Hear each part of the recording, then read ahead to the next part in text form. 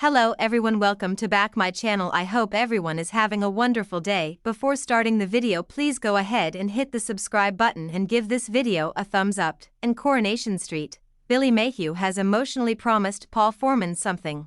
Paul told Todd on Tuesday's, January 9th, episode that he was going ahead with his plan to take his own life because of his diagnosis of motor neuron disease, MND, and that he would be making an appointment with Dr. Gaddis to see if he could obtain some morphine. Paul surprised Todd by requesting a helping hand from him when the time came because it was unlikely that he would be able to carry out his end-of-life plan physically. Todd argued, "I can't just snuff out your life." Paul reminded him, saying, "My only way out is via you. Please don't force me to beg." Todd advised Paul not to ask anyone else to assist him directly in taking his own life, so Paul met with Dr. Gaddis to proceed with his plan.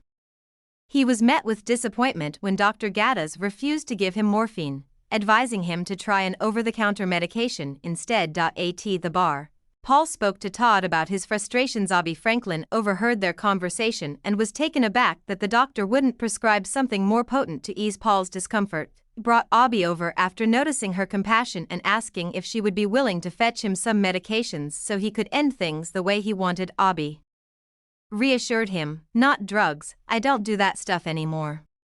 Abby declined Paul's request for her contacts in a courteous manner. At least Abby had given her word that she would not disclose Paul's plans to his relatives or acquaintances, but Abby did set up a meeting with her dealer to do a one-time deal for Paul to get some morphine. Cassie Plummer had followed her to snap pictures of the drug deal, but she was unaware of it. As Cassie explained what she had witnessed, Kevin was appalled. She then gave him evidence in the form of the images. In the meantime, Abby delivered the medication while surreptitiously seeing Paul once again. "I really hope you don't need them for a long time," Abby replied. Kevin threatened to kick Abby out until she could give an explanation for what she'd done, so Abby knew she would suffer instant repercussions for her actions. Paul then informed Todd that even while he wouldn't go today, if no one would physically assist him, it would have to be sooner rather than later. "There's nothing I can do to stop this thing from doing what it wants, when it wants," Paul said. He told Todd, with tears in his eyes, "The jailer is coming down the corridor, mate. He's jangling his keys, one of which has my name on it, and I can hear him ready to lock me in."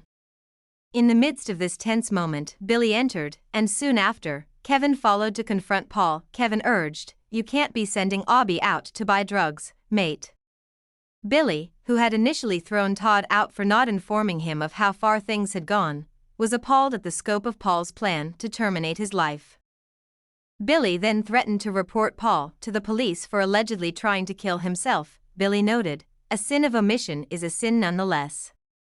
I'm complicit if I allow you to do this." Billy was reminded by Paul that marrying him in a church meant he'd been willing to stray from his religious beliefs.